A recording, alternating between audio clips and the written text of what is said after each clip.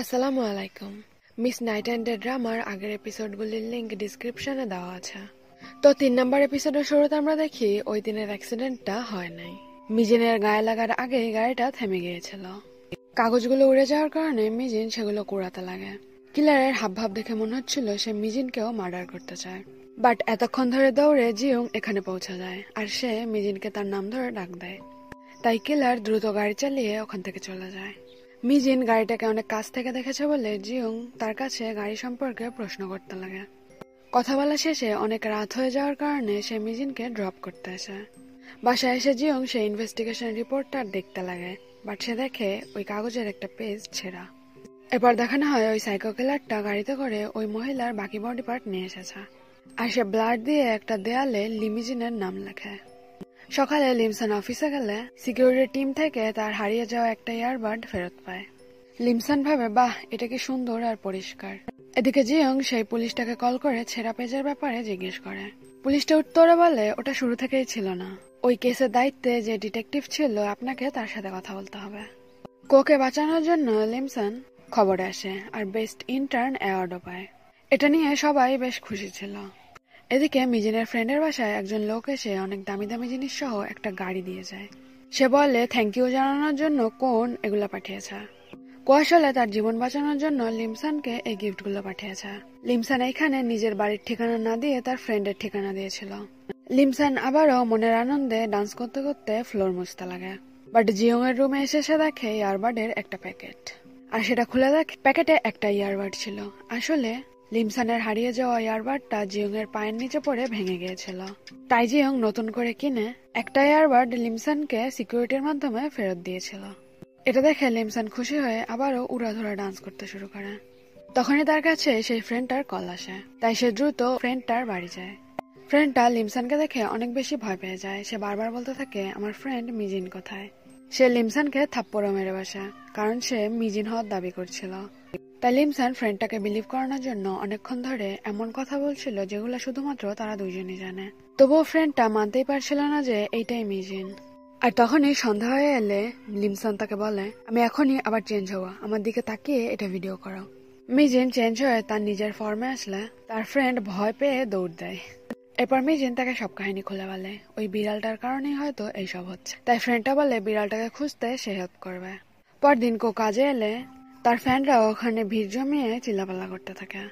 কোন এক ফাঁকে লিমসন তাকে বাইরে ডাকে আর গাড়ির চাবিটা ফেরত দিয়ে দেয়। সে বলে, গিফট হিসাবে তুমি যেগুলো দিয়েছো এগুলো অনেক বেশি, আমাকে জাস্ট মাঝের মধ্যে একটু কফি কিনে খাওয়ালেই হবে।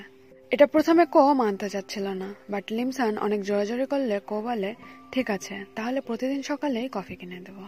জিয়ং সেই অ্যাসিড অ্যাটাকারকে ইনভেস্টিগেট করতে যায়। লোকটা একটা আধা পাগল। সে এর আগেও অনেক বাজে কমেন্ট করার কারণে জরিমানা দিয়েছে। এবার সে বলতে লাগে সবকিছু লিমসনের জন্য নষ্ট হয়ে গেছে, সে বেরিয়ে লিমসনের ক্ষতি করবে। লিমসন না ঠেকালে সে কোয়ের গায়ে অ্যাসিড মারতে সক্ষম হতো। এদিকে কো অফিসে আসা মাস্ক পরা একটা লোককে দেখে অনেক ভয় পাচ্ছিল। অ্যাসিডের ঘটনার পর সে ট্রমাটাইজড হয়ে গেছে। বাট এই লোকটা জাস্ট একটা নর্মাল মানুষই ছিল, কোনো ক্ষতি করতে আসেনি।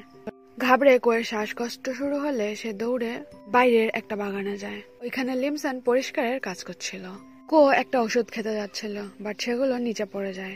তাই লিমসন সেগুলো কুড়িয়ে নিয়ে এসে কোকে দেয়, আর সাথে একটা চকলেটও। লিমসনের সাথে কথা বলে কো এতক্ষণে কিছুটা নর্মাল হয়েছে। এরপর সে চকলেটটা খায় আর মুচকে একটা হাসি দেয়।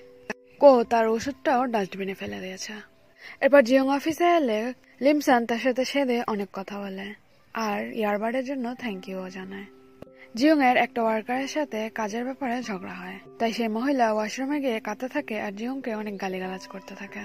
ওই মহিলা রিজাইন করেছে, তাই জিয়ং এর বস তাকে একটু বকাঝকা করে, বাট বস জিয়ং এর কথার সাথে পেরে ওঠে না। জিয়ং পুলিশের কাছ থেকে জানতে পারে যে মহিলার কাটা পা পাওয়া গিয়েছিল, সেই পা মহিলাটা জীবিত থাকা অবস্থায় কাটা হয়েছিল।